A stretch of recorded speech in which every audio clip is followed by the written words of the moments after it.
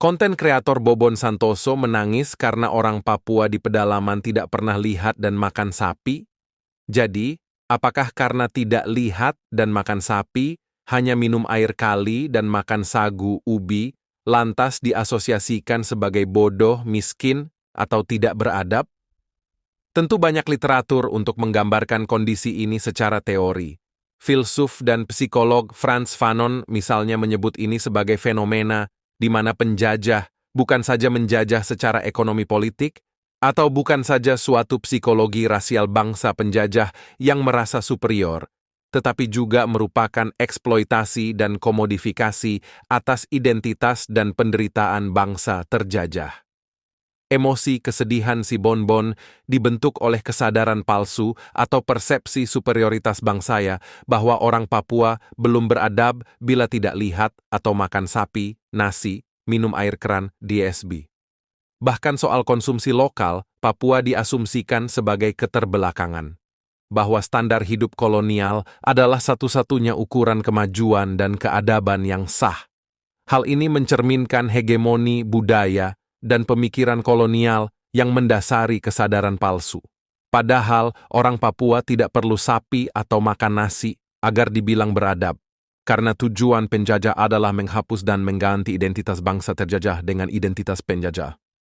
Dalam konstruksi kesadaran palsu, penjajah menafikan atau merendahkan nilai-nilai budaya asli bangsa terjajah, menggantikannya dengan budaya penjajah.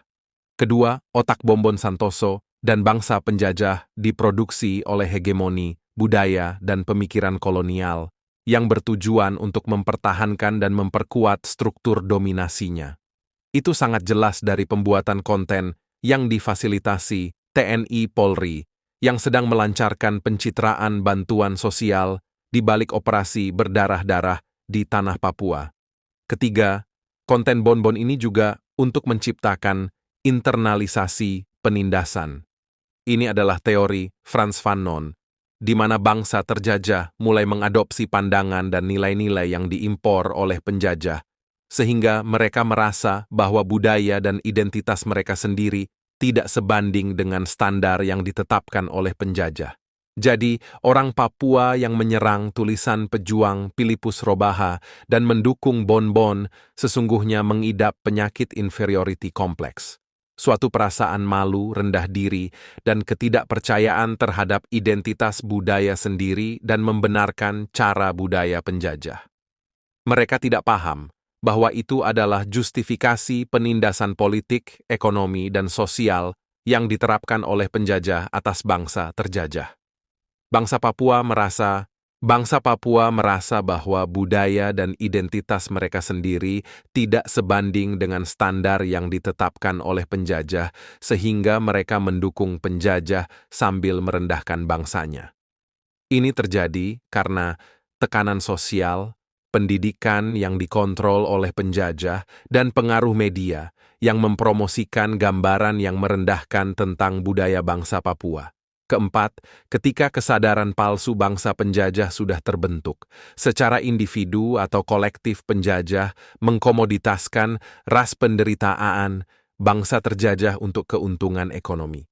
Jadi apa yang dilakukan Bonbon dan TNI ini tidak hanya memperkuat pandangan kolonial tentang superioritas rasial penjajah, tetapi juga memperdagangkan dan mengkomodifikasi identitas dan penderitaan bangsa terjajah sebagai barang konsumsi yang dapat dimanfaatkan untuk keuntungan ekonomi, yakni untuk konten mencari cuan dan memperlancar TNI menyedot APBN negara. Kita bangsa Papua harus pahami bahwa penjajah membutuhkan pembenaran moral untuk menguasai dan mengeksploitasi bangsa terjajah. Dengan merendahkan budaya dan identitas bangsa terjajah sebagai tidak beradab atau primitif, bangsa penjajah memperkuat narasi superioritas mereka sendiri dan kebutuhan mereka untuk mencerahkan atau memperadabkan bangsa terjajah. Dengan menciptakan citra negatif tentang budaya dan identitas bangsa terjajah, bangsa penjajah membenarkan pengeksploitasian sumber daya alam dan manusia bangsa terjajah. Tujuan memperkuat pandangan bahwa bangsa terjajah tidak mampu mengelola atau memanfaatkan sumber daya mereka sendiri dengan baik adalah alasan bagi penjajah untuk mengambil alih kontrol.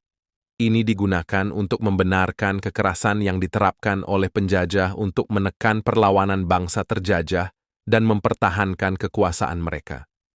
Bangsa penjajah Indonesia menggunakan stereotip kriminal, teroris, pengacau pada perjuangan bangsa terjajah sebagai alasan untuk tindakan represif mereka.